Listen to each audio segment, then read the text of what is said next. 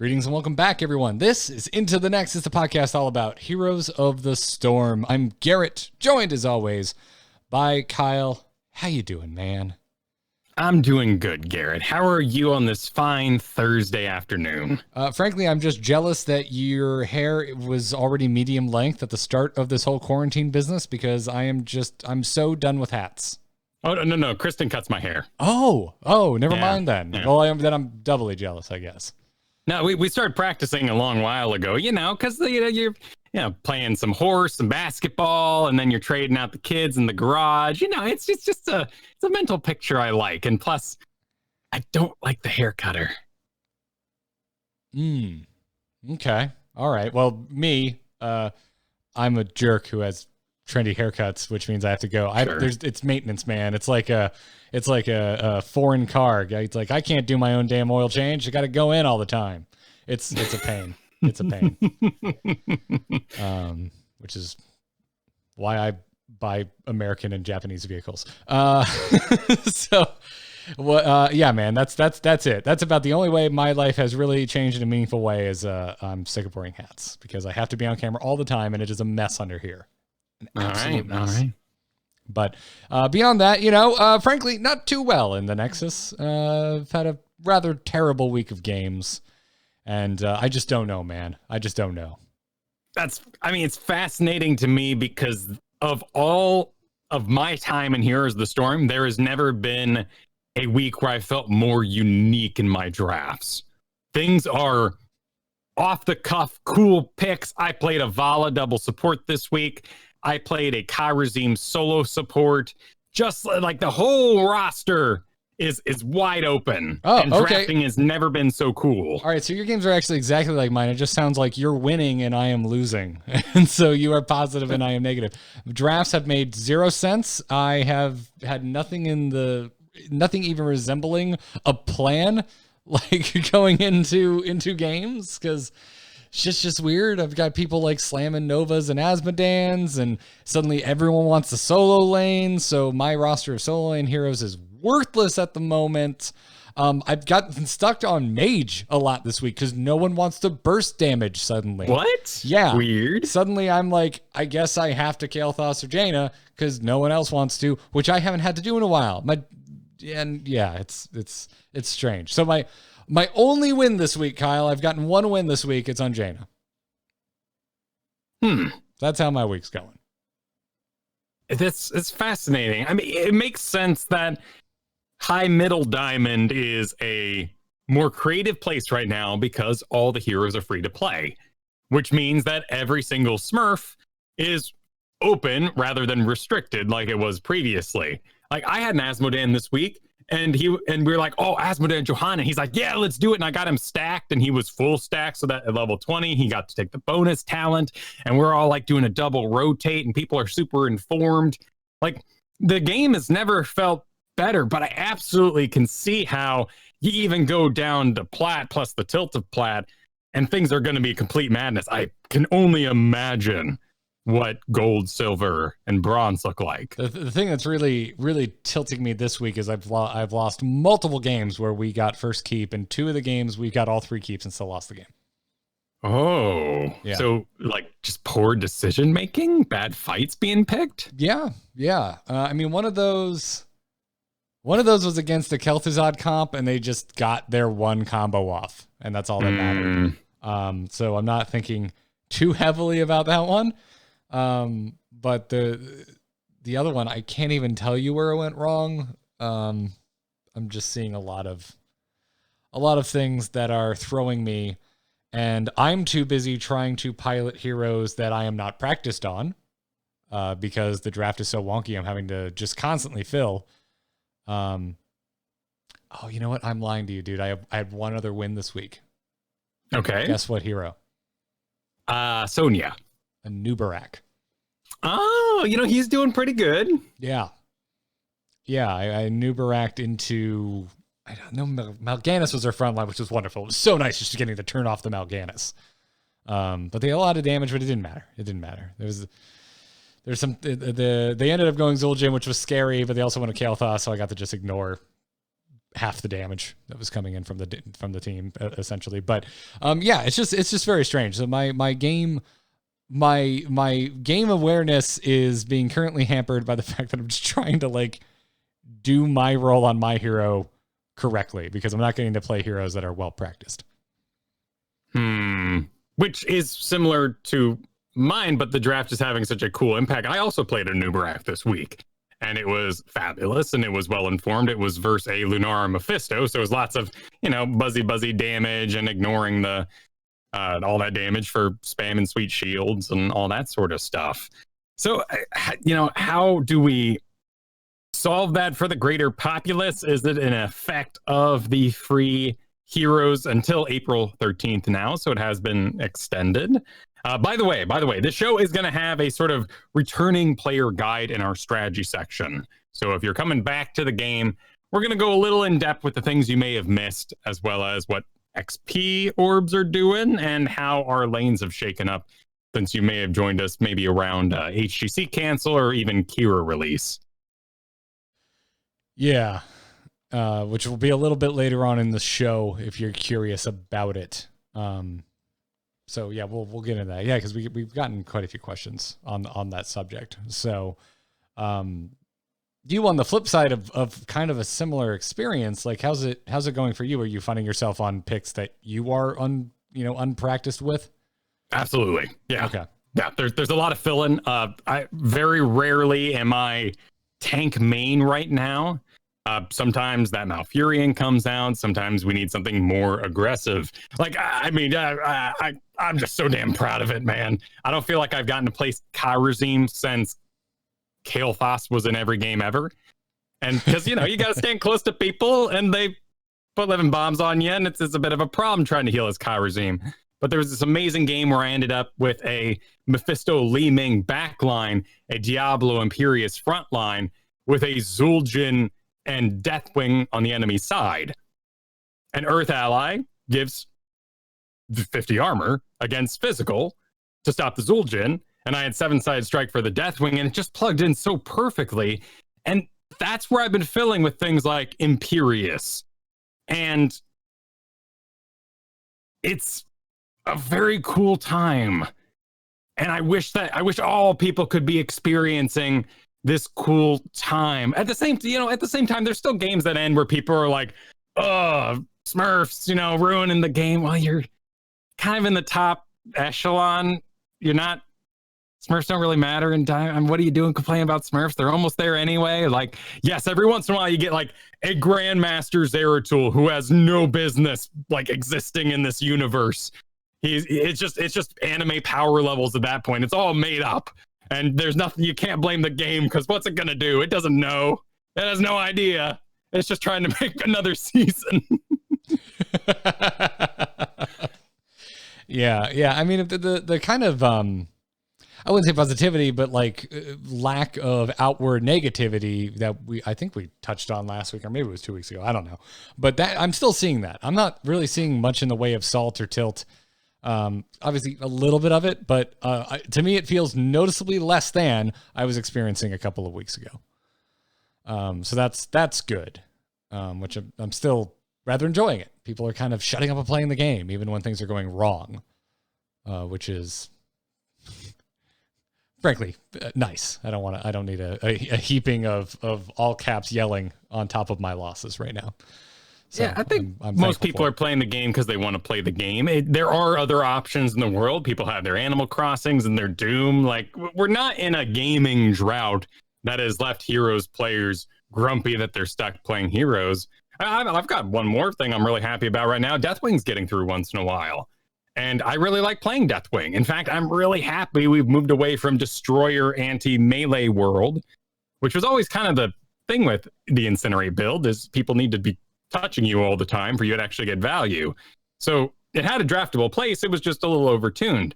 And I love that I get to play in World Breaker because Lava Burst, Earth Shatter, they're just such cool abilities. And I love being a big honking dragon. Like, that is the dragon skin you want. When they put out a dragon, it's usually like, oh, this is the dragon. It's the dragon. Now you need to buy the special skin. Like, he comes with the best skin. That is Deathwing. He's as badass as he's ever going to be. Well, no, Keenabrew's been like hinting for a while that he's working on something, which I'm really excited about. But he's badass. And I'm excited because he like that our art developer has been saying like, I've got an even more badass dragon skin coming. I'm excited for it. I'm still seeing Deathwing banned every single game. It's still the right thing to do. I mean, we can be cute and be like, oh man, the giant killers. Did you know that there are a total of 6 giant killers in the whole game that are actually above 50% win rate versus Deathwing? Like Tychus is really, really low. Really? There are actually very few giant killers that are succeeding. And it's really interesting. Got against Deathwing specifically, or are you talking overall? Yeah, let me see if I can grab this here data. So here they are. I mean, I'm sharing on my screen a little bit because I was working on a video this week for Heroes Hearth. The above 50% giant killers are Illidan, Phoenix, Asmodan, and we're talking about like talents as well. Kael'thas, level 7 talent, Burned Flesh, Greymane, Cursed Bullet, and Raynor. Everything else is below 50%. And I believe that is because people get excited about our legacy giant killers and go, I can play Leoric, I can play Tychus, and they can't. And so going down from Mephisto all the way down to Zagara being the lowest, everything else is bad. Everything else loses. And people pick it all the time. I mean, some of these are just straight broken. Like, what are you going to say? Zeratul, level 16, gets a giant killer. Imagine your Zeratul being like, guys, I'm level 16 finally. Let me just attack Deathwing the whole time. So again, Are these stats for just overall or just against Deathwing? Just against Deathwing. Just against Deathwing. I mean, okay. All right. Of course, there's maps and variables and all of the other. Who's picking Zagara as a Deathwing counter? Hey, we've been on this show. In fact, I believe the one of the top builds is the giant killer with the giant killer roaches and the Hydralisk doing the business. That's just how you build Zagara. You shouldn't be picking her as a Deathwing counter. What are you doing?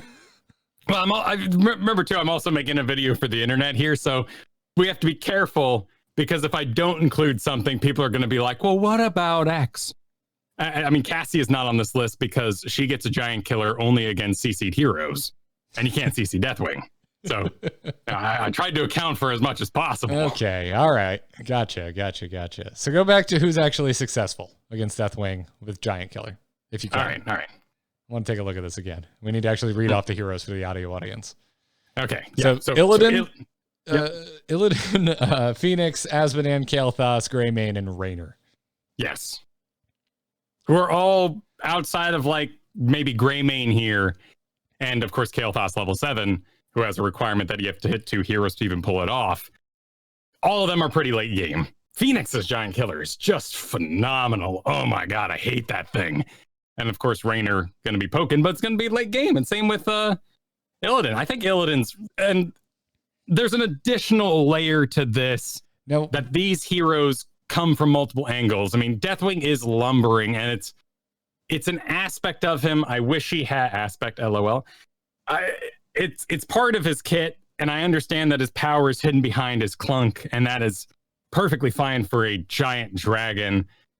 I wish he had tail swipe or some sort of, fluidity to him. That would be really cool because he is an organic being, but he's had a rough day. He's probably pretty sore. He's got some plates nailed in him. Maybe he's not very agile, but imagine Illidan jumps him and now he's on the other side of him. Like those are the Greymane swiping through him, just bypassing him entirely, going for your backline. Like that's how you beat Deathwing, is just almost ignore him. And by chance have a later game giant killer that'll do the job. Because like you said, like all of these are pretty late game, right? And how much do you really want to bank on that? Because what if you get behind and you never recover? I have one more follow-up question on the Kael'thas because of the nature of the talent that you take, having to hit 2 heroes simultaneously to even take advantage of the talent. Did you filter Kael'thas by higher end leagues? No, this is all leagues. Okay, because I'm curious if it's his effectiveness against Deathwing drops off at higher leagues where, opponent B isn't getting hit by the Flame Strike. Right. I mean, Deathwing's pretty big. Whether or not Kael'thas is empowering his Flame Strike to be larger in order to do the burn flesh isn't exactly the right idea.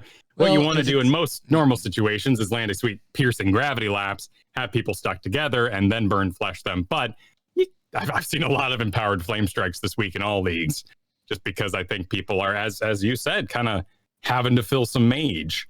We also have word in the chat here that apparently Sylvanas' level 1 giant killer isn't working against Deathwing. Sylvanas, really? Yeah. So Ooh. I've got opinions about that one anyway. That would explain a lot. I mean, Kael'thas is interesting because it comes on at 7, which is early. So it's very early. And so then you would essentially, if you're worried about, wasting your trait on an empowered Flame Strike at 16, you could just pick up Twin Spheres. And so you have another spike again at 16 where you empowering your Flame Strike isn't as much of a waste, but you're still waiting from 7 to 16 to do that. Wait, hang on. But you also would. It appears that Sylvanas is actually a technicality, which is kind of interesting. Enemy heroes with 3 stacks of Banshee Curse are slowed by 15%. Sylvanas' basic attacks against slowed enemy heroes deal 1, so he can't be slowed. Yeah, interesting. So that's not a bug. Yeah, that is working as intended. But I mean, this list, like, if I just name something that you're like, no, that can't be right, that's fine, because you can play it. Like, you and I play Tychus with some regularity. If I Will of Tichondrius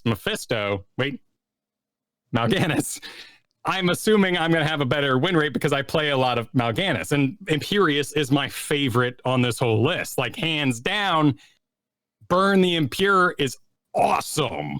Just stupid. Like, but I don't draft Imperious unless I'm going to be playing him as a giant killer, and that's just the nature of it. Oh, that's fascinating. Fascinating things about Deathwing. Again, not something I personally am having to deal with, but if you're seeing Deathwing get through, I'm certain other players are as well. Yeah, well, I say this because I'm excited, because I want to be playing Deathwing. It's a bruiser role, which is my primary role at the moment outside of the fill tank. Oh, dude, just a fart off for a half moment. That build is butts. Thanks, McIntyre. He was great on the show. I loved having him, but I fought it multiple times this week, and I'd like to say it's because of the show. And, Thrall is dead in the water, man. Thrall cannot deal with global auto attack ETC. He wins level 1, and there's not a thing you can do about it. I had a rough time against an ETC on Thrall last night. We desperately needed a Mosh interrupt. So. Yeah, that's my thought too. That's why I end up on Thrall a lot of the time, is I'm like, well, yeah, look at all these beautiful bruisers. How am I going to ruin a Mosh for my team? Am I going to Artanis swap it? That's not quite right. Dahaka's a little too short range for the most part. Yrel doesn't have Unstoppable till super late, so hitting that hammer is going to be really difficult. What on this list am I going to use? I don't think Imperious isn't unstoppable. Never tested it, but I assume, because he's not unstoppable, during his spear, so he would not hit maybe a max range. But Sonya could spear in, it's scary. Yeah. But, Thrall, the guy with the giant earthquake that, Anduin's like, light and cries, and you're like, haha, I gotcha. And if a mosh is going off, there's a good chance that other members of the team have closed the distance to take advantage of the mosh pit that just went off. So you're very likely to hit many, many targets with your Sundering on top of interrupting the mosh pit. But you're right. Yeah. I just kind of got my clock cleaned. Also, again, a little rusty. Been a while since I've been on the Thrall. Well, not as long, but still, it's been a while. And I don't honestly know if, I'm just thinking, when I pick Thrall too, I'm like, I'm going to interrupt ETC, but I'm going to be all over that backline, man. I'm going to be lightning twice and getting crits with my Thunder Storm talent at level 16, which is awesome for picking off Li Mings and anything that wants to hang out in the back. Maybe if I had done Rolling Thunder, I can sort of 1v1 level 1 giant killer in this business, but, Interesting stuff. Well, Whatever the case is. The case is, I'm excited for Deathwing to get to play the video game and participate in this world. And it's not yet. You should keep banning Deathwing because people pick things they can't play. Yeah, it can be a little scary. A little scary. But shall we move into this week's news? Well, actually, let's do that. Before we do that, let's thank our patrons over at Patreon. Yes, we should do that too. Yeah, patreon.com/ITN is where you can go if you want to support our podcast here. And folks, we're still getting new patrons, and we just really appreciate it. There's a lot of nuttiness going on in the world right now, and the support we're seeing from our patrons just always means the world to us, but it's extra nice right now. So thank you so much, everyone, for supporting us. A reminder, we are doing little bonus episodes once a month right now, so you should go subscribe to Weak Sauce. We put them out on a delay for everyone, but patrons, you get it right away. Kyle and I are trying to find a date for the next one right now. So then that's where you can listen to Kyle and I talk about whatever it is we feel like. It's a really fun show. I like getting to talk to you about things that are not Heroes of the Storm, dude. I have a feeling Tiger King will come up on the next episode. So anyways, if you're supporting us, thank you so much. You get some perks like an ad-free feed, access to the patron Discord, signups for our monthly patron games, and to some of our more recent patrons, thank you to Alec Lancaster, Charlie Clark, and Torek. Thank you so much for supporting the show. And so, with that in mind, let's move into this week's Heroes of the Storm news. We're on, boys! Ha ha! Let's liven up this place! Point me to the stage. Stay a while and listen. So we've mentioned it a few times, but we haven't actually had a chance to really mull over the fact that heroes are free. All heroes are free in Heroes of the Storm right now, and up through April 13th as of this moment, if they don't decide to extend that even further. Oh no. Zeratul Master Warp Blade is actually just bonus attack damage, not Giant Killer. Moving on. Oh, cool. That's probably too late. We're going to get emails and tweets about that. But it has the picture.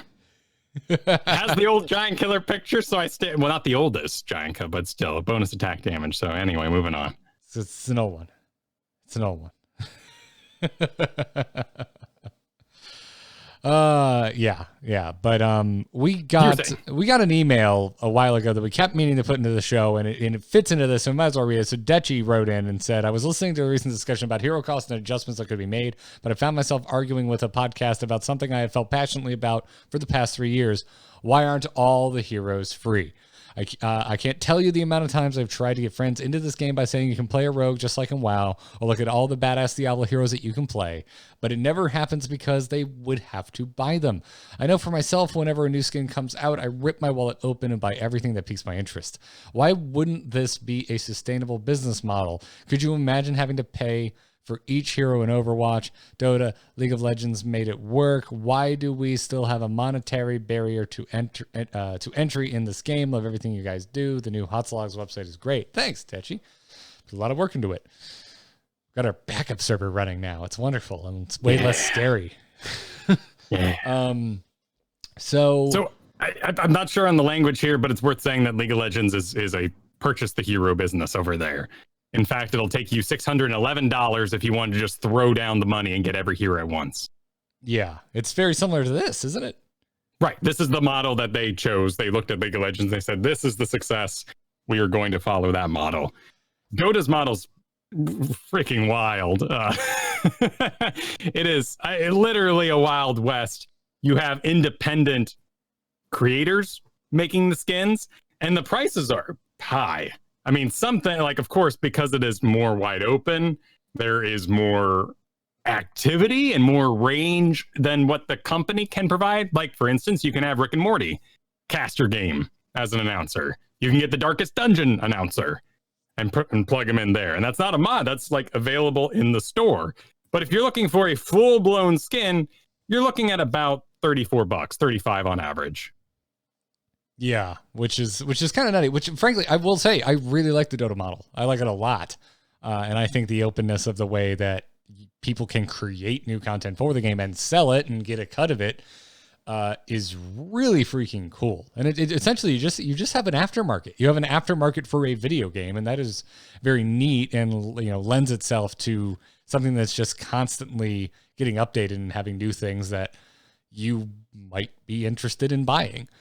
But it's also like, that's kind of, I don't dislike when I say I really like Dota's model, doesn't mean I don't also like Heroes.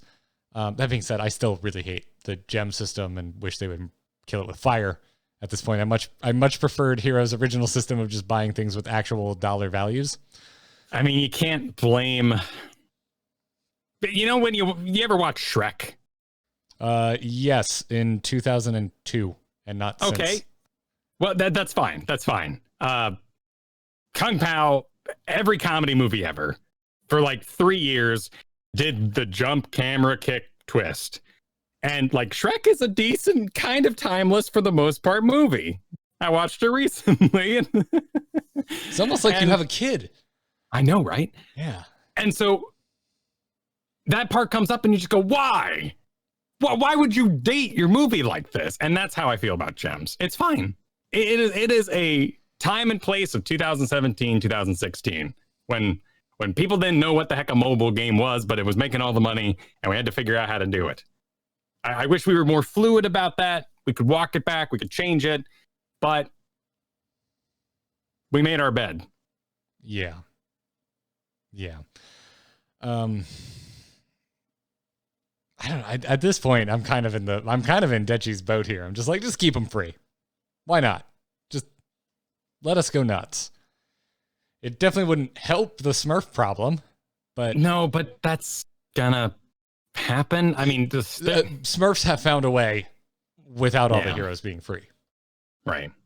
And I can assure you they are much worse when the heroes aren't free, because they own Hanzo and Genji, because their account is from 2017 and they can't pick anything else.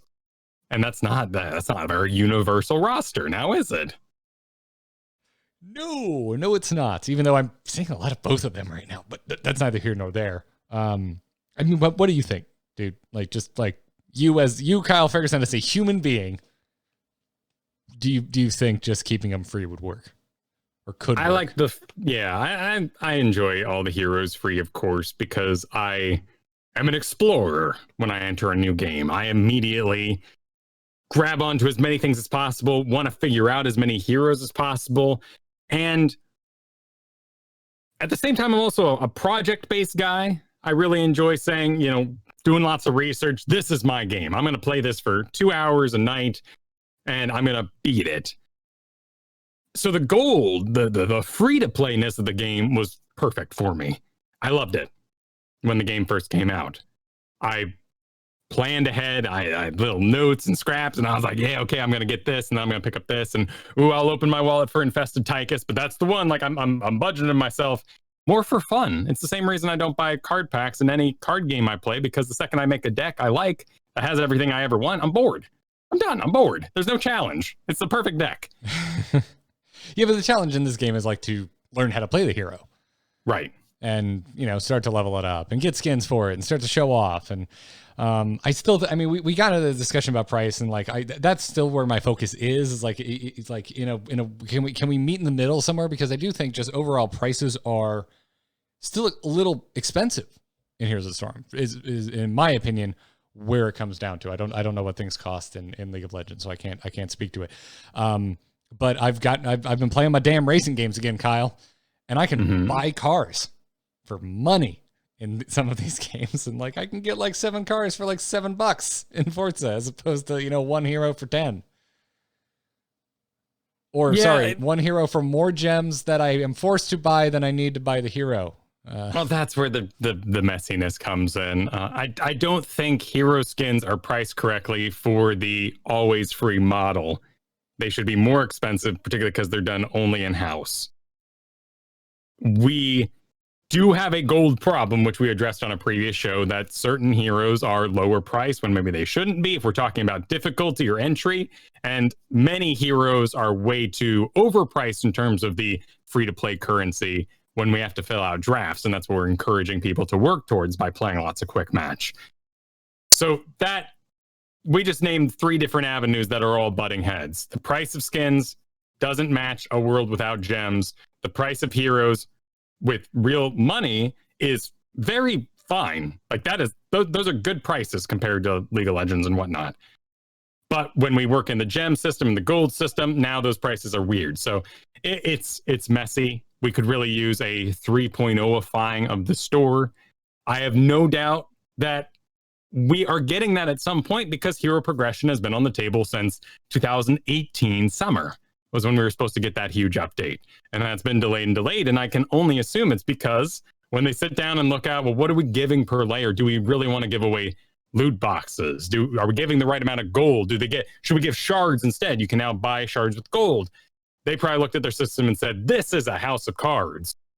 And we're just going to leave it standing for now because it works. It's messy, it's ugly, but it works.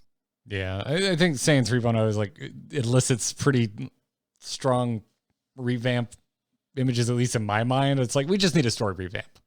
Yeah. I honestly completely forgot about hero progression. It hasn't even been a thing in my mind for years now. But the store just needs a sprucing up at the end of the day. And all of this, by the way, is glazing over a little bit of the fact that whatever you believe one way or another, that is not the case right now. And so it's pretty rad that they did make all the heroes free while we're all experiencing this quarantine situation. I agree. Well done. And nice of them to extend it as well. Yeah, I was really happy to see that. I was very, very happy to see that. And it's a good time to play some Blizzard games. Like the 100% more XP in WoW right now. Ooh, man, I just did an alt, Kyle. Like, now would be the perfect time for altage. But yeah, so it's good stuff. But thanks for writing in, Dutchy. And folks, if you want to write in, itncast@gmail.com is the place to do so. If we have time, we'll take a few more. But Kyle, tell me what was going on over on the Reddit? Because Reddit went a little, it was April Fool's. Yeah, I guess how much patience I have for April Fool's at this exact moment in history. Probably pretty low, I'd assume. You don't seem like an April Fooling kind of guy in the first place. So I used to love Blizzard's April Fools. And I'm still not particularly, I don't have a strong opinion about it anymore. I've just kind of seen enough jokes I kind of understand about as far as you can take an April Fool's joke for a video game. But it has just gotten so pervasive. It's everywhere. Everyone wants to do their damn April Fool's joke. And at this point, I'm done. I give up. And I'm out. And this year, right now, with what's going on right now, I don't have the patience for your April Fool's joke. Go away. No, and we wouldn't be talking about it, frankly, if it wasn't for the long con that was played over on the Heroes subreddit. A week ago, they started posting about stealth snakes, like images of snakes slithering around, much like your Deathwing announcement, that there were graphics showing up in the game. And then flies started appearing on cores. Ooh.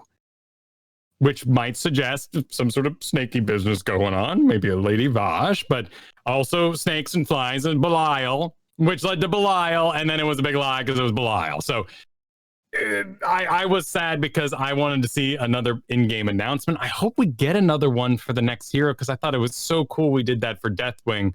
I think it's a really awesome way to get the hype going. It's a little more transparent than the old tweets they used to do, showing like footprints or holes and whatnot. So I hope we still keep to that, but it is worth announcing, everybody, snakes and flies aren't real. They do not exist in Heroes of the Storm. No. Ashara, Mercy, and Belial were all April Fool's jokes. You were sending me some of the memes, though, because the meme restrictions were loosened up on the subreddit, and they were fun. Yeah. We should allow more memes in the subreddit. I like the memes. It was, they're low quality, but given that we have such a high returning player base and new players, I'd be open to letting that thing meme around a little bit. I am with you. I am with you on that. It's fun. I don't know. It's interactive. It's not just us wishing for more things again. Yeah. It's nice to see something kind of fun in there. So, anyways, let's move into blue posts that have popped up since our last episode. A conversation on how to counter Mal'Ganis and in particular Dark Conversion came up, and AZ Jackson got in there and said, generally what people already said in this thread is the most useful advice. Pick heroes that have multiple forms of CC that interrupt his dark conversion. The idea is that you can use one of your CCs to still engage and do your job and save the secondary one specifically for dark conversion. Also, you have a good tell of when he wants to use it, since he always wants to when he's at low health. So you usually have a generous window to look for it if you constantly keep it in mind. And then he lists ECC, Q and W, Johanna's W and Blessed Shield, and Diablo's Q and E as all good ways to interrupt it. Seems crazy to me. This has actually been a point of argument, of strategizing on the Reddit for a little bit now, that Mal'Ganis is too oppressive and it's because of dark conversion, which that's a league thing. We gotta say it. Like, you're bats.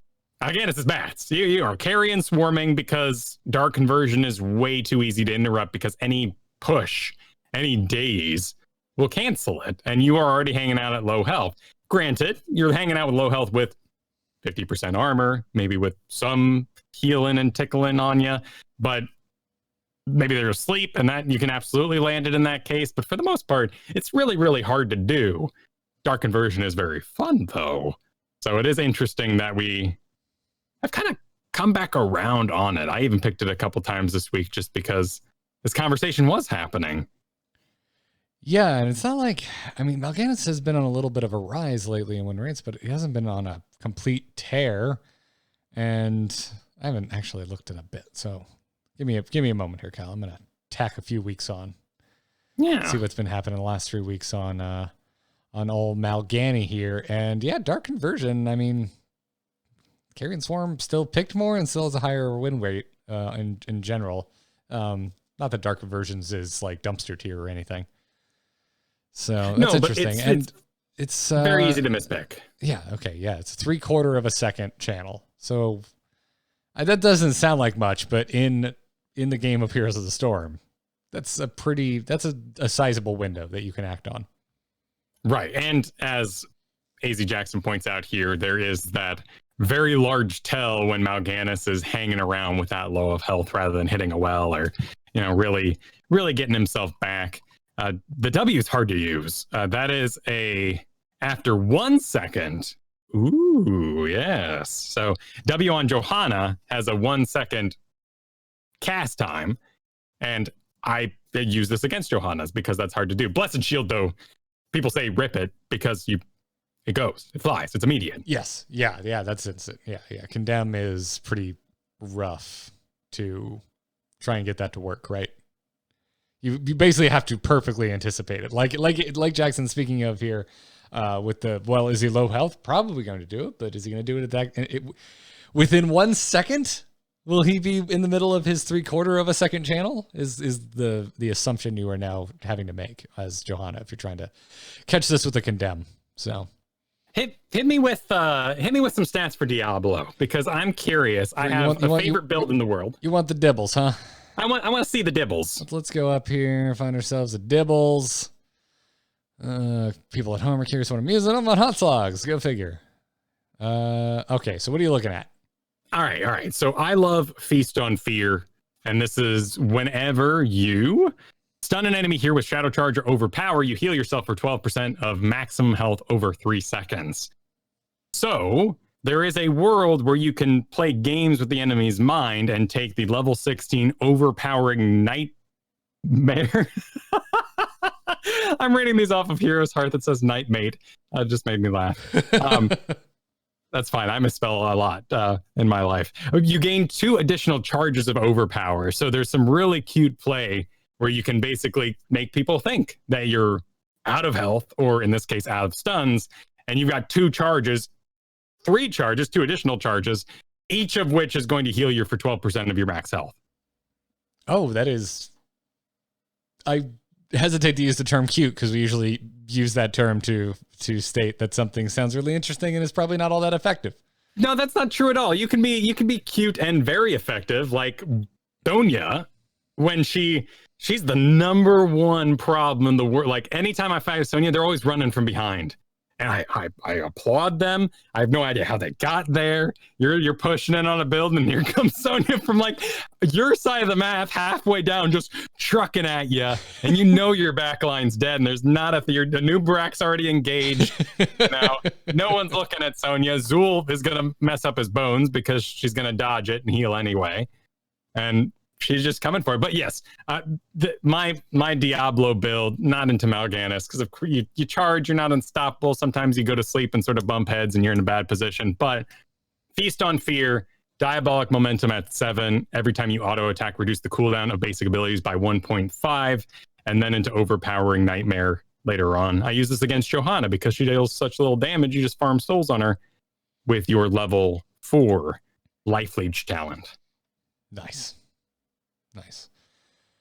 Well, moving on. Also, the conversation of countering Zool came up, and Jackson has been just very chatty about talking about like just playing the game and countering and whatnot, which I like. I like hearing devs talk about playing the game, not just making the game. And so Jackson got in and right off the top said, Sonya is a strong response to Zool. Where have I heard someone extol the virtues of playing Sonya into a Zool? If only I don't know. If only I knew someone. You find this confirming? You feel pretty good about yourself? I'm feeling real good about myself. I have to find positivity in Heroes of the Storm somewhere this week, and it's not in my personal performance. So, all right. Well, game knowledge can be rewarding too. Oh, there's so much personal subtext in everything I say today. Yeah, and he continues saying a lot of her damage comes from her abilities, so she is resistant to his W attack speed slow compared to other heroes. She has an early game talent that negates his root, and Whirlwind's healing greatly benefits from having more targets, so his skeletons helps her in team fights. Yes, this is all true. Sonya is amazing right now, and it's extremely unlikely that there's a Sonya on the same team as a Zool. Because if they got a Zool, they probably have another main tank. What are you going to do? You're going to add a bruiser? You're going to go triple frontline? You're really going to do that? Okay. It's probably unlikely. However, I do think that this knowledge is going to trickle down through all the leagues, and we may eventually get to a point where we're seeing Sonya bans. Yeah, it's an interesting one because it is aggressive, and I feel like Sonya, I don't want to belittle her choices at all. She has that presence like Lily has, that dedicated player base like Brightwing has, and it's easy to assume that those heroes are easier to play. Oh no, Sonya's spinning on everyone.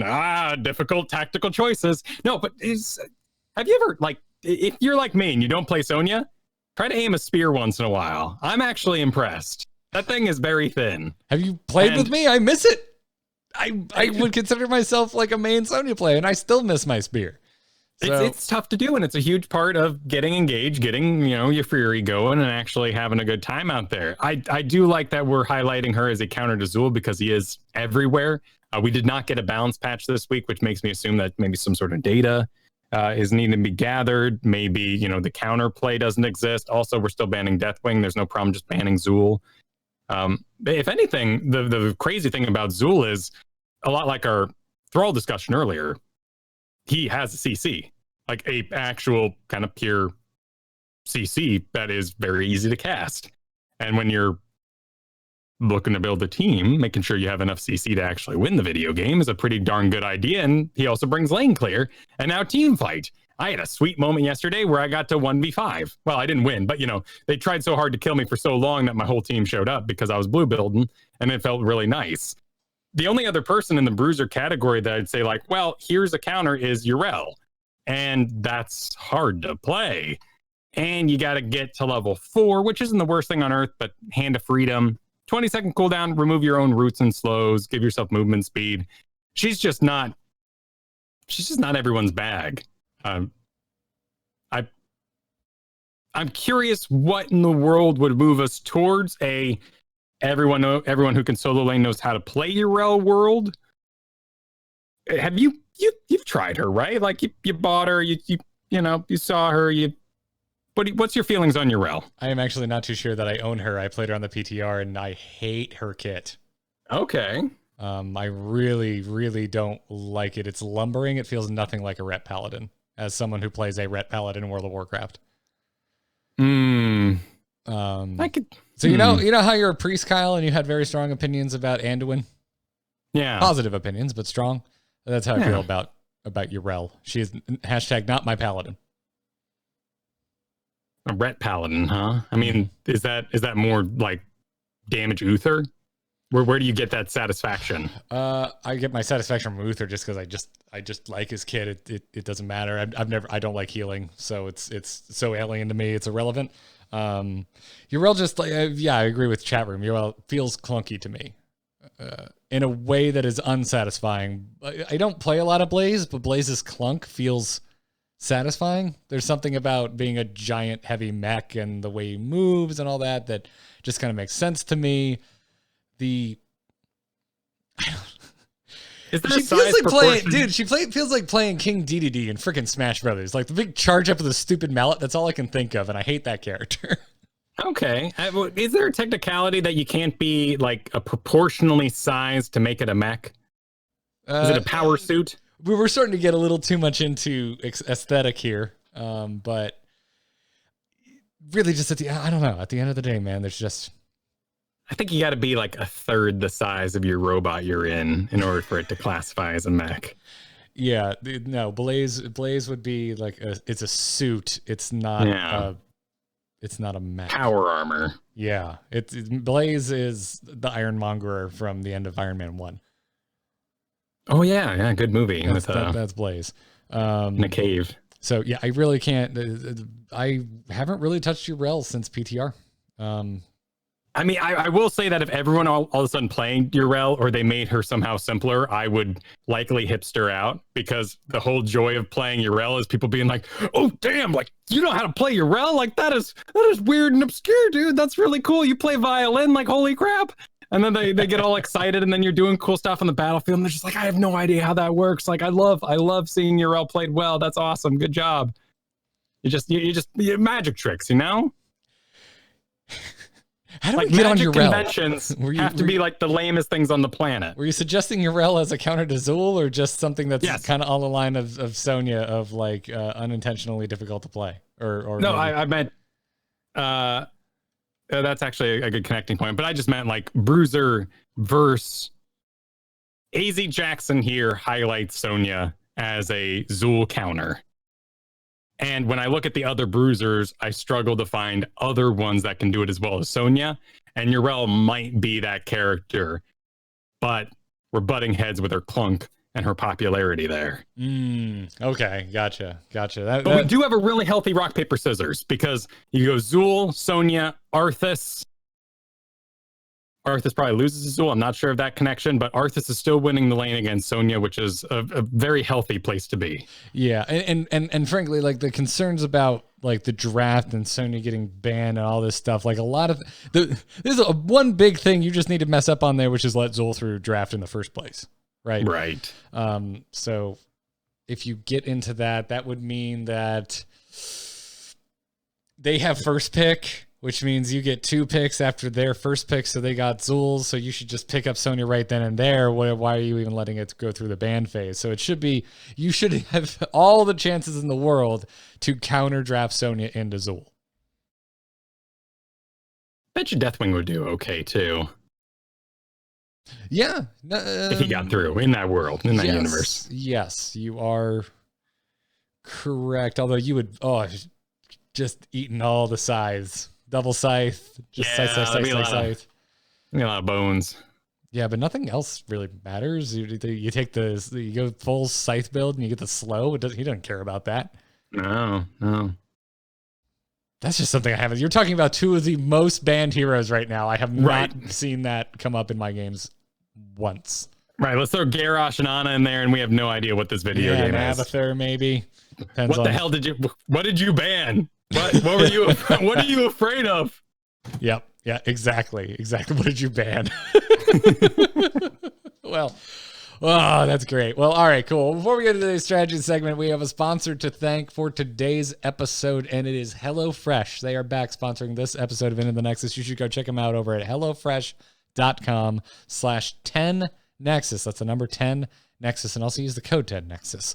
If you're unfamiliar, it's a meal kit delivery service. It's going to show up right at your doorstep. I'm still to this date impressed by their cooling methods because I live in a literal sweltering swamp, and sometimes I don't get to the door until the end of the day, and it's still in there. It's still freezing cold. It's wonderful. Big fan. So you should go check them out. You can break out of your dinner rut. HelloFresh has 22 plus seasonal chef curated recipes every week. And there's also something for everyone. Low calorie, vegetarian, family friendly recipes every single week. So they've got the flexibility that you're looking for. And I don't really love meal planning, so don't need to worry about it. Also, prepping is like minimal because they give you like exactly everything you need for the meal that you're making. You feel like a wizard. It's great. Oh, it's just the best. I mean, there are two things in this world that taught me how to cook. Heroes of the Storm and HelloFresh. How did Heroes of the Storm teach you to cook? Because having a proper recipe is a great thing. Ooh. And I make the HelloFresh carrots all the time. They convinced me to eat carrots.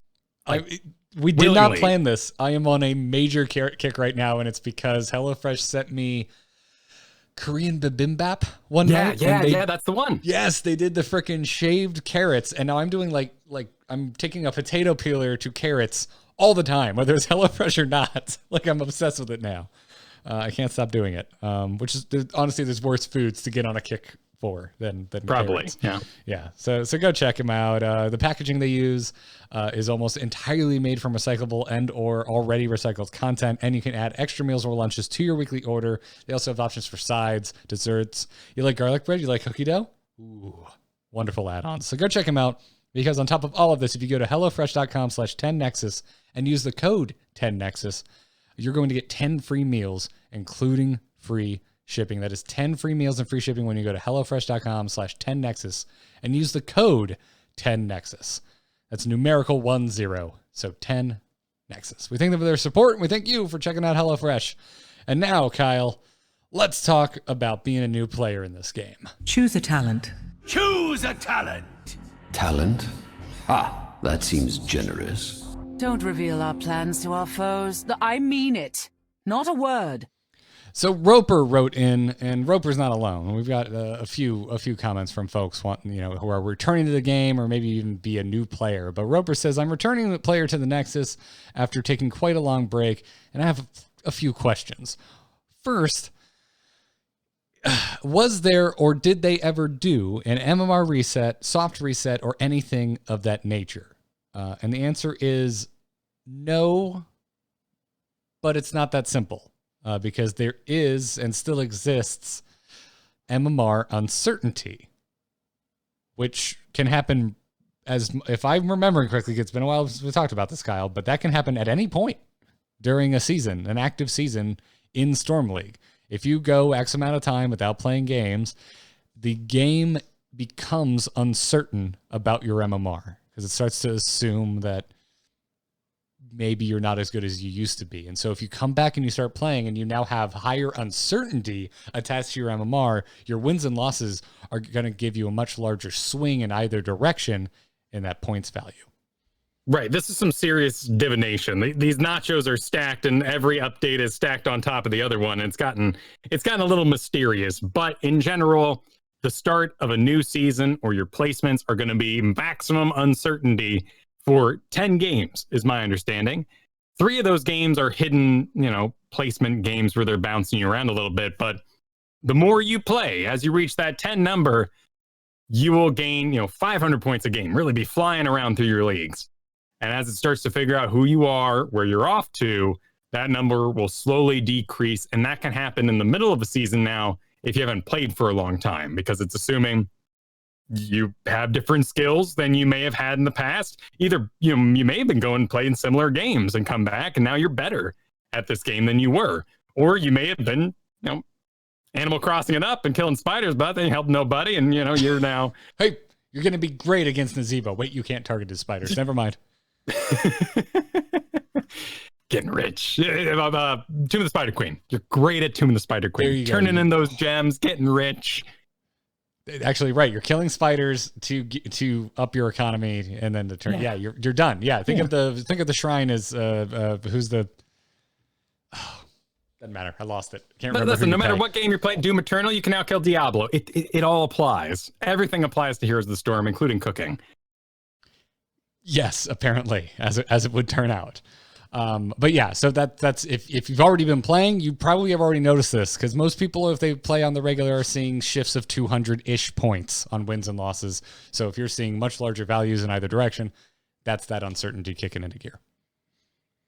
So you go on to say that Roper here says basically a story I've heard 1,000 times, and it is true. It ruined your MMR learning the game. And I mean, we all have these. We all have our hero that we've quick matched. I know people who got in this game day one and like, Kel'Thas is my jam. I don't want to play anything else. He's broken as heck. And they are forever masters. They've got excellent skills. I'm not discounting them, but their brain hooked up with the exact meta and the exact character, and their MMR was fabulous. And when that was ported over to ranked in time, in the sort of nachos, I mean, we were talking like, the beans here. When that's ported over to ranked, they had a better rank than many of us who might have been trying out a little Maiev. And, oh, man, who's this Junkrat guy? Ooh, hating that. What's over this way? And that's fine.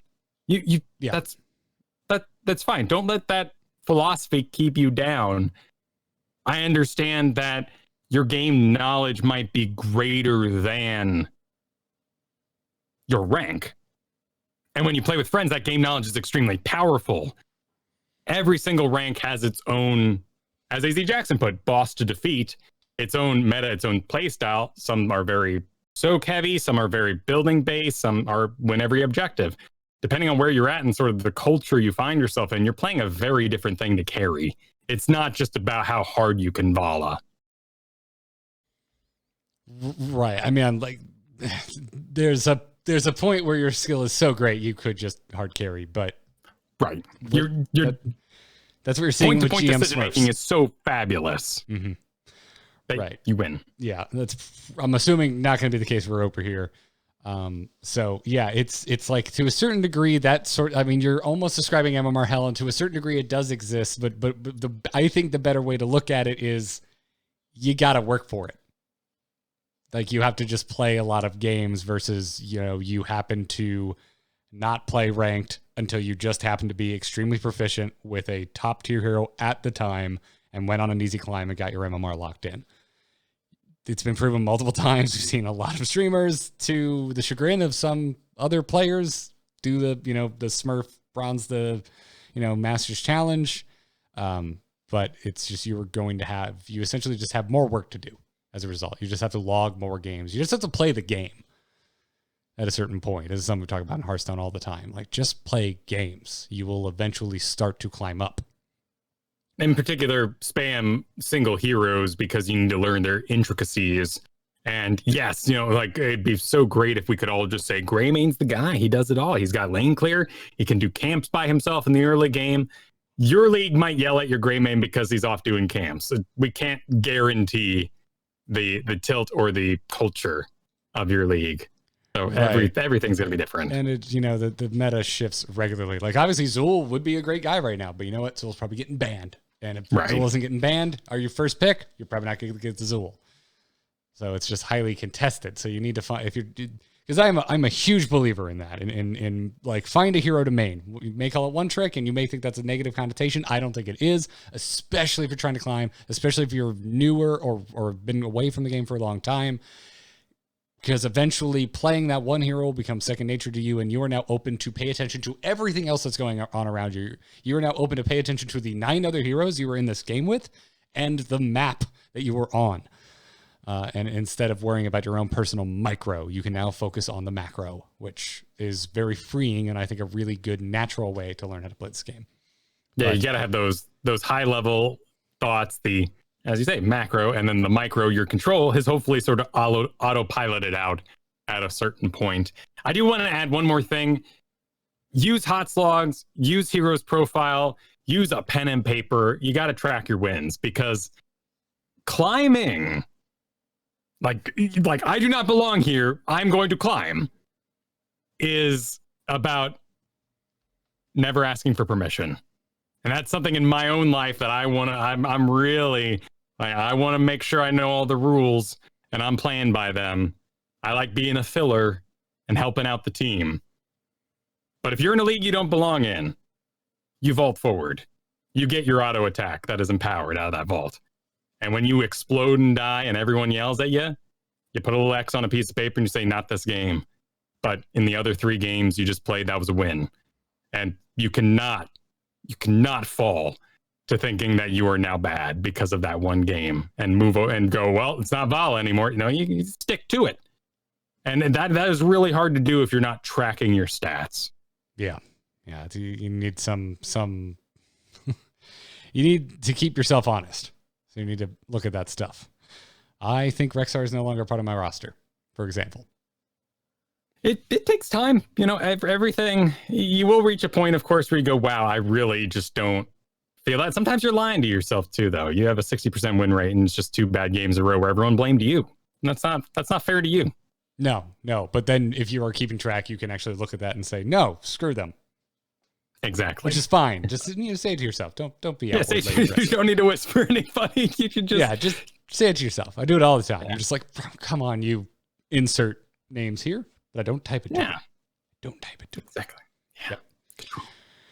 Yeah. So yeah. Anyway, Roper's second question. I have heard you guys say things about XP globes. I am so confused on this mechanic and not sure how things are playing out with it. Could you explain how it works in a nutshell?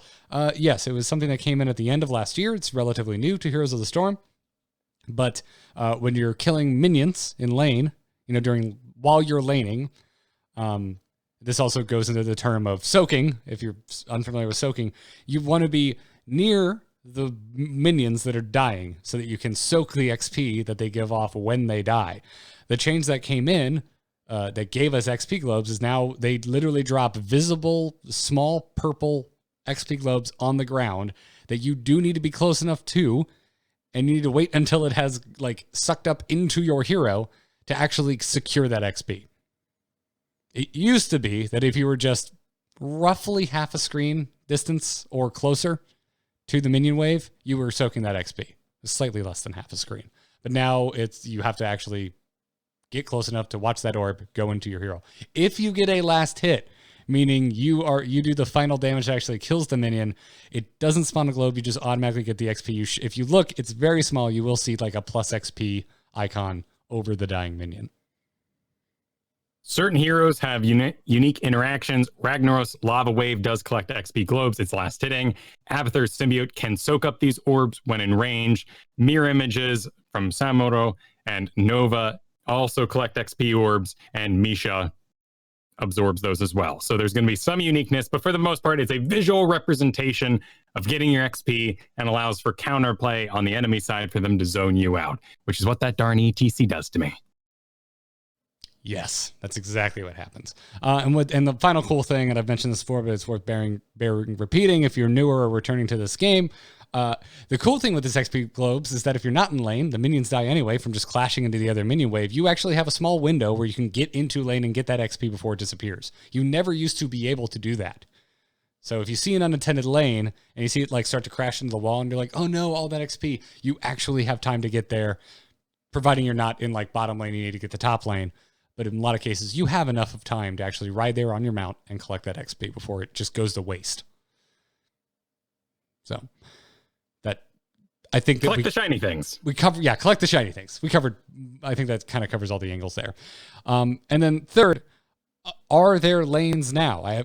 That's an interesting question. I have heard you guys talk about solo top lanes or laners, and has me questioning where everyone is supposed to be/go. I assume Bruiser's top. So where does that make assassins, tanks, healers go? And is there a place I can look this up? It depends on every battleground. Right. But I understand why that would come as a bit of a shock, because depending on how long ago you were playing, people just brawled until they all yelled at each other, and then someone did a thing where they split off and took lanes, and maybe they weren't meta or understood. And there is a preferred and optimized way to play this game, and it does involve splitting on lanes. So I'm going to give you the very quick map-to-map rundown. This could be pure chaos depending on your league, and it may not actually function. But here we go.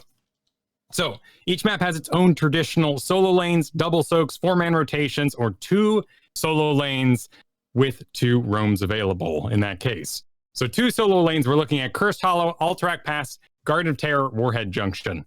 Currently not in the rotation there for ranked play, Garden of Terror and Warhead Junction, but Cursed Hollow, Alterac Pass. You will likely battle in the middle as 5, and then 2 people will say, I got top, I got bottom, and they split off.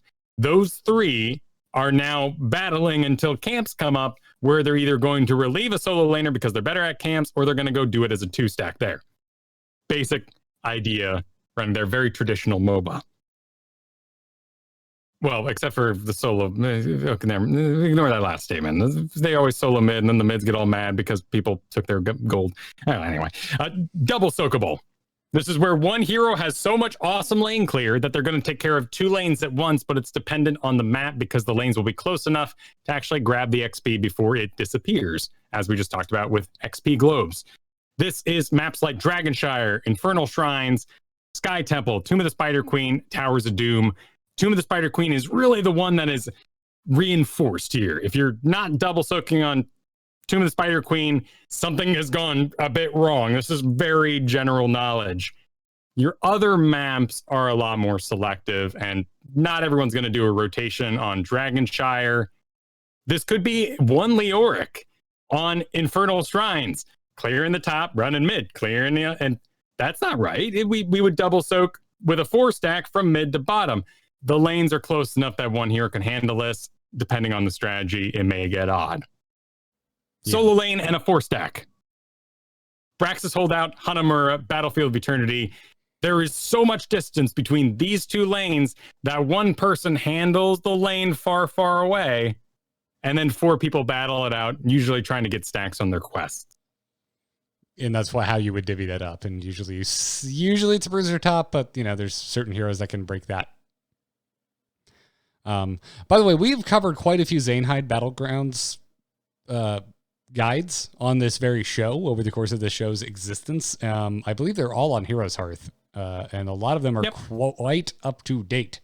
So if you want some really Battleground specific deep dives, I would highly recommend go over to Heroes Hearth and run a search for Zanehyde. If you go to his blog, you're going to see a bunch of different posts that start with Macro Primer. Those are Battlegrounds guides, and each one is labeled obviously for the battleground that it is covering.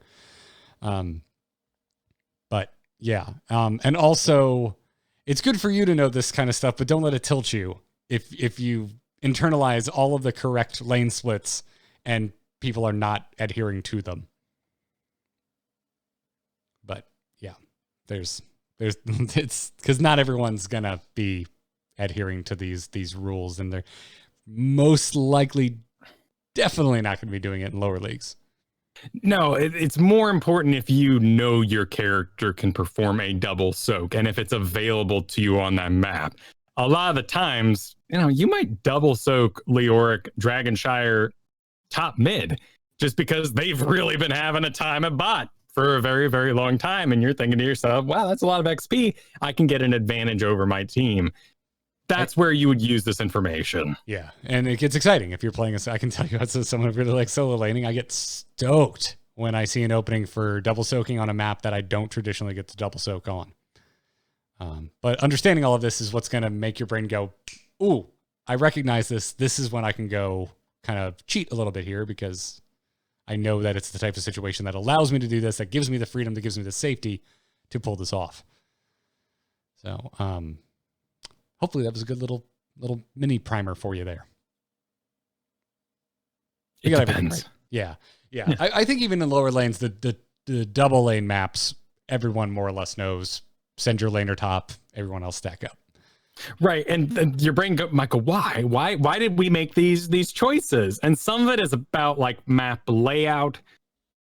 I personally assume too that because the camera points ever so slightly northward, because we're looking not at top down, but slightly on that side view of an RTS.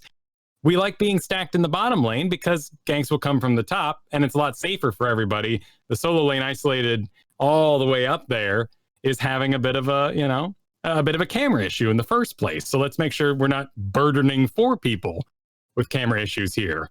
And I will include one additional strategy here. if you are solo laning and you are versing 2 people, you're doing it right. Don't freak out. The bottom 4 need to get some business done, though. Encourage them to push hard to get some buildings because they are making a mistake by over stacking your lane. Yes. Yeah. A really common thing I see happen there is people ask for help. Like, hey, there's 2 here. Can you come help me? No. Empower them. Say, hey, there's 2 people here. Get nuts. Push that wall. Take that objective. Get that gank. You know, the term, like you have an opening goes a long way. So exactly. Yeah. I missed there was a 4th question. I missed this one. Lastly, what is the preferred comp right now? I know it differs based on a lot of variables like map and team comp, but I'd like an idea of what I should be looking to play to fill a need. Is it full tank, bruiser, double range assassin, and a healer, or should I be thinking differently? That's still more or less what I'm thinking of. I think of so range assassin burst, range assassin sustain, a proper tank, a second frontliner that's probably our laner, and a healer. Really hasn't changed much there. When it comes to drafting and putting together that team, you're making sure you're covering all your bases, CC, damage, wave clear, without clogging the position. So you've got, let's say you got Mal'Ganis as your main tank, and you throw on a Garrosh as your offlaner. Okay, where our 2 picks so far are very low lane clear. We can't go Zool, even though it would be more CC and excellent lane clear, because we are now clogging the front line. So it's a balancing act. And so CC damage, lane clear, without making obvious mistakes about one type of damage, be spell or physical. You can look that up, as well as clogging, standing too close together, being vulnerable to splash damage. Yeah. I don't really have anything to add. I think you covered everything there. Well said. It's fun. Yeah, it's a wild ride. Yeah. Yeah. So when do you want more frontline? Is there a point where you get excited about it right now? Just to like pile it on, like let's all frontline. Is there any point where you're like, yeah, let's go triple frontline? Yeah, Diablos can encourage that. That would be my preferred place for Khazra, but we're looking out for enemy mages like Jaina, like Kael'thas, that are going to punish us for standing too close together. You're also cheating a little bit there by bringing the healer in as part of a frontline. Right. Or Rhaegar can perform that same thing. So it's more about execution, and a dive comp is what we're traditionally naming those things. So we get Diablo Kerrigan. 50% of your team, but let's exclude the healer here, is about to just jump whatever they see, the first thing they see. If you can be a part of that jump, we're going to have a much more effective game. So we sort of load on the front line in that sort of case, just so we're all up on it. Awesome. Okay, cool. Yeah. The real dangers. Sorry. Go for it. Go ahead. Okay. The real danger here is things that occupy the same space without being dive or very dynamic in their movement. So, for example, it can be very dangerous for like Gul'dan Morales, because they both kind of hang out in this mid-range, making sure they're in range of the tank, leaving this very vulnerable backline. This is why Li Ming Hanzo is a popular combo, or even Li Ming Lunara. Those two are so flighty and on their own business that while they might match ranges, they can escape in very different directions. I include Ragnaros with this as well. You got Ragnaros, Kael'thas. They're both kind of doing like this, like, I'm going to hit. Oh, did we? Oh, I'm backing. Oh, no. Never mind, we're engaging. And they're almost always like touching each other, which means any skill that, if it hits more heroes, does bonus damage is going to trigger. I thought you were going to talk about overdrafting like the same damage types, like going too heavy into just burst spell damage instead of also having peppering in a sustain there. That is something true. We talk about a lot. Yeah, it's a really weird conversation to have right now, because we have Mephisto being really popular and kind of coming to his own as a mage. Previously, it was like Nazebo is a sustained spellcaster, Gul'dan is a sustained spellcaster, and we had to like twist our understanding. Now Mephisto's kind of putting that on its head. Running Mephisto Li Ming like isn't awful. We should get rid of a Nubarak in that case. But not a lot of people played a Nubarak, so we're kind of going back to that Deathwing situation where it's almost like it's becoming okay again. Gotcha. And for everyone else, that's more of like staring that down. Look at your spell armor talents. Yeah. It's interesting stuff. That comes up all the time. It's like, oh yay, we've got nothing but AA, or oh yay, we have nothing but spell damage outside of Li Ming Mephisto, and it can be problematic. That's something I see a lot in lower leagues. That's something I saw the last time I was there, and that's the thing. Another time where I would tell you embrace it, like just try and make it work, because things are just kind of wacky in lower leagues. So having this knowledge can be very tilting when it is probably not as important as it sounds. Because I can't tell you how many like triple mage games I've won at low ranks. Because it's just, we just outdamage them in like every engagement. It's like the world's weirdest dive comp because you're not actually diving, but you are all just pouring damage into one location. So there's one thing I'd like you to walk away from. It's just be flexible in the weirdness that you end up seeing if you're returning to this game. If there's one thing I'd like Rover to walk away from, from this is please have selective hearing about everything we just said. We can't help, but it depends, and talk about the modern game and its modern quirks. There are these overarching rules that we ran down. Yeah. And then we farted off and said, well, this is why it might be different. Ignore that. Go for the overarching rules. Yeah. So hopefully that helped you. And everyone else, if you're returning, if you're new, or it doesn't even matter. If you have any questions about this game, write in itncast@gmail.com. Or if you're a patron, you can ask us right there in the patron Discord. And with that in mind, let's bring this home with one more email. Darkness stopped calling. Does anyone else hear that buzzing? Hold on. Darkness just texted me. itncast@gmail.com. I just said it. Send it. You know where to send stuff. Ken writes in, says, quick question. What are the counters to the Kel'Thuzad combo? I often find myself in a draft versus Kel'Thuzad and think to myself, this is going to be one of those games. Yep. I think the only build he has is the 100-0 combo build, specifically healer picks, i.e. Karazim with Divine Palm. Talent into movement speed to make landing chains harder. Have a combo assassins of your own. Tracer Zeratol to counter. Your social distancing friend in the Nexus can.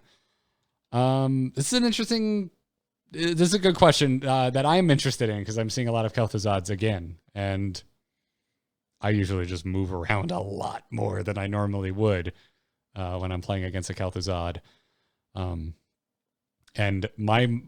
So Kyle, tell me if this thing is wrong. I don't think very much about countering the combo. I just think about not getting hit by the combo. And the second I see any of the pieces of the combo go out, open season on that Kel'Thuzad. Right. They do have cooldowns, and you should engage while they don't have said cooldowns. This is why people are currently petitioning Blizzard to get rid of something like Triumpharant, because it messes with cooldowns. Li Ming gets a long-range orb. That cooldown now becomes something else than your brain thinks, and you lose to the Li Ming. Kel'Thuzad does not have those things. So when he goes, and chains do nothing, you should get a little crazy. The hard counter, which just means the thing that is the go-to, but you probably can't play, is Medivh. Frankly, Medivh is an amazing counter. You're going to just dodge all the damage of the huge burst that happens following the chains, and then you can reposition. You can dive him if he messes up. You can get out of there, and you can get everyone apart rather quickly. I see a lot of Zarya pick. I disagree with it because Zarya is so low mobility that she is going to become a chains target herself. You might have all the energy in the planet, but you're not reversing the situation. In fact, you're playing into it there. Yeah, that's why it's one of the things I hate seeing the most when I do my Rexar games. A lot of people just assume it's Zul'jin because of stacking, and then I don't love going against Zul'jin, but I would much much rather face a Zul'jin than a Kel'Thuzad because of just the extra body, the extra large body that is not being microed as perfectly as an individual hero is in the form of Misha. Terrifies me. So that kind of thing as well. The only real obvious thing that comes to mind is Lost Vikings. That's kind of the only other hero that kind of inhabits this, bring an extra body to the party. But yeah, just like you said, like low mobility, large targets. Asmodan is like the easiest chain starter ever. Just simple, right? Obviously, Deathwing doesn't apply. If you're actually, to tie this into all the Deathwing chat on today's episode, if you're actually seeing Deathwing get through drafts. But Valera is another really good one. But I'm naming really obscure heroes. Yeah. But Cloak of Shadows. Envelop Cloak of Shadows, which immediately removes all damage over time effects. 1.5 seconds, unstoppable, 75 spell armor. What would you think of suggesting just a backliner to just pressure the Kel'Thuzad? One that wouldn't be... I would want it on very unique angles. So Greymane can get in those angles. Come from the side, readjust. Diablo to a certain extent. Hanzo poking him can be very powerful. In that case, I mean, Genji can get it done. X-Strike Genji's pretty good at dodging the chains. You can Swift Strike away from your friends. So ETC, power sliding, when you get hit by chains by ETC and you just go sideways, not going to hit a soul, but you're removing the chance of the combo. You are doing your team a huge service by spreading out. Anubarak is okay. My biggest problem with Anubarak is that Kel'Thuzad causes clump on his team because they all want to surround him and take care of him and get him stacked and destroy the thing that he combos on. So you can't cocoon him, because everyone's like all over that business. And that's the main goal of the team, is to be all over the Kel'Thuzad. So maybe if they're doing like Kel'Thuzad Hanzo, you can like find that Hanzo on his own angle and cocoon him and then deal with the team. But that's not the primary concern. Anubarak has resistance to all that spell damage, but you're engaging in a very direct way, or you're disengaging using your engage, which I know I just said is great on ETC, but we're talking about two different heroes. Yeah, ETC has a little more just like sturdiness through his own health and health regeneration versus an Anubarak. Anubarak it's just terrifying if you're the one that gets caught, because there's interrupts involved. So you need to like pop your shield before the chain connects, and it's just kind of a mess. Johanna's great. Unstoppable. Chains do work on unstoppable targets in this case. So she gets hit with a chain. You're now running around, but you are a static target. So only an extremely skilled Kel'Thuzad would know where to land the Frost Nova, because it is going to pull that character to you, directly to you, not pull the two of you together while you're unstoppable. And he has a very low chance. The final playstyle thing I will say, outside of just like using a mobility ability to just get away from people, is use terrain, because you're doing the same thing. You are going to be yoinked at that terrain, hit the wall, and now you've divided yourself. There's not going to be two targets together. It would take a very amazing Kel'Thuzad to know where to put that Frost Nova. I like all of this. Boy, yeah. I had a very, very rough game against the Kel'Thuzad yesterday. So this is very topical for me. It's tough. I mean, it's fun to just run him down. Alarak can be a blast, but it's your low mobility there. You're using your mobility that you would be using engage to run away. The chances of being messy are higher. So really, in the end, I mean, Medivh and Genji are kind of, and Zarya maybe, but I don't like it personally. Like those aren't what you can do. Varian, protect yourself during the burst, get to level 20 on Arthas. There's not a ton of great. Valera I talked about too. These aren't your main go-tos.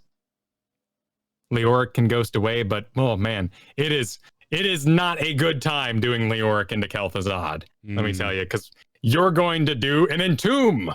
Yes, you entombed him, and your whole team goes, get the guy in the entomb, and they all jump together, and Kel'Thuzad murders everybody because you're now grouped up for him.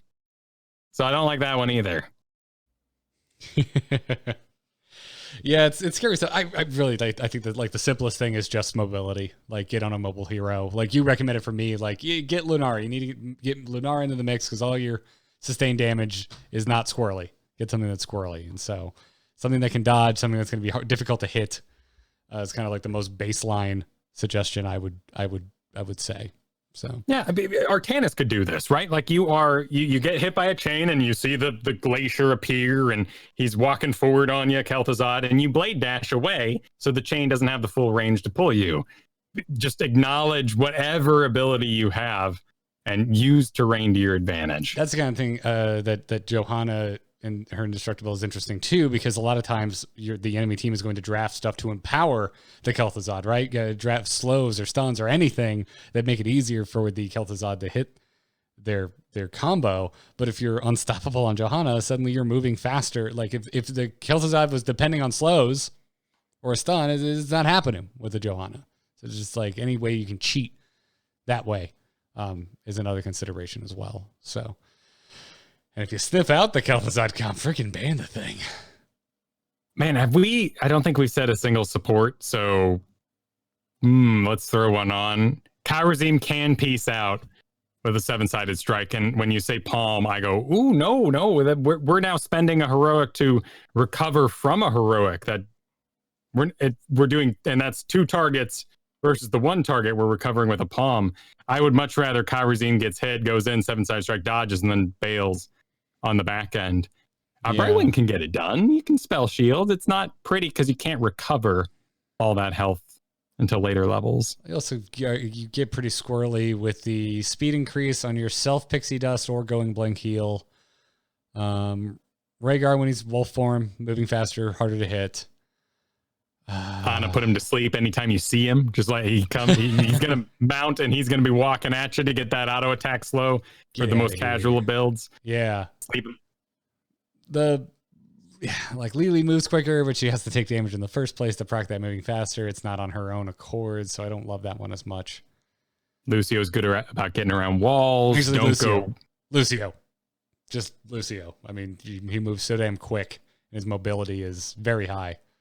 But you see what we're saying. Like, don't go resurrect on Ariel because you're just playing into the death in that case. Now that resurrect's been balanced out and changed quite a bit, you would Crystal Aegis to just avoid the situation in the first place. Yeah. Lucy has a good follow-up if you are not the combo target as well, because you can just shield your allies that just got comboed to hell and back.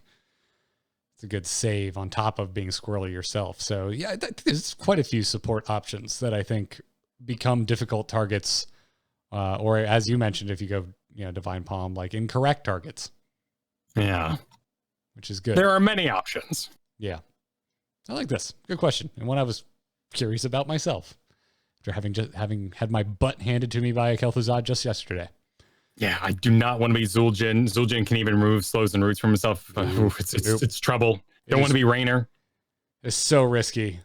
Yeah. It's so risky. Though, I mean, there's so many heroes that don't bring any movement speed or escape to the equation. I still kind of like Raynor a little bit, but that's a personal thing. That's like a very personal. I would push back on that because you do get a little bit of movement speed eventually. And it's like, I only have so many options, Kyle. I only have so many options for heroes that bring something. It's a roster. Whatever you do, don't Cassia. By the way, like, let's just throw that out there. You have no avoidance. Does nothing. No, literally nothing in that case. It'd be the pits. Yeah, the absolute pits. So, but yeah, I think we kind of covered all the bases here. Let us know how it goes for you, Ken. If you run into some more Kel'Thuzads, and if you chose any of these suggestions. So. Anyways, it's going to bring us to the end of this episode. Thanks again to our patrons for supporting us over at patreon.com/ITN. Again, if you want to support us, that is the best way to do so. If you're unfamiliar with Patreon, it's an opt-in subscription service. You can decide to subscribe to Into the Nexus at any amount, whatever works for you. It all helps. We really appreciate it. And also thanks to our Patreon producers, Declan H, Cheesy Bob, Chris K, Mike C, and Eric C. Y'all are the best. Thank you so much for your generous support of Into the Nexus. And typically you can catch us live Thursdays at around 3 p.m. Eastern time. I had a bit of a Emergency vet, everyone's fine, but I had to go to the vet. It wasn't planned. That's why we recorded later today. But you can usually find us Thursdays at 3 p.m. Eastern over at twitch.tv/amovetv. Also, keep your eyes peeled on the Patreon for the next Patreon Bonanza. We'll have to plan one at some point for this month. You can follow the show on Twitter at ITNcast. And Kyle, before we leave, where can folks find you? You can find me over at kyleferguson.com. Just recorded the final episode of season 1 of Reforged Radio. That was the Warcraft 3 podcast. And this one is a retrospective, of course, on the past 2 months and everything that happened in that particular game. Basically a lore show. We had a good time, but it was about time we addressed all that business that happened over there. So season 1 has completed. You should also head over to youtube.com/heroeshearth because my positioning primer, Positioning 101, is up on that website. A Learn to Play video. A lot of you have asked, where was Learn to Play Gold back in the day when I did bronze and silver? This is Learn to Play Gold. Like, this is positioning basics. Everyone should watch it, even quick match players. It's perhaps even more important to you guys. Check that out over at youtube.com/heroeshearth. Nice. I'm Garrett Art on Twitter. This podcast and all of the other ones that I produce can be found over at amove.tv. Brand new Angry Chicken went up last night. We've got Ashes of Outland releasing for Hearthstone next week. So it's a great time to go subscribe to the Angry Chicken wherever you find your podcast. And I also put up a brand new WoW Killer yesterday if you want to hear me and Taliesin talk about World of Warcraft. So go check all of that out. Plenty more over at eMove TV for you. But that's going to wrap it up for this episode of Into the Nexus. So until next week, good luck and have fun, everyone. Take care.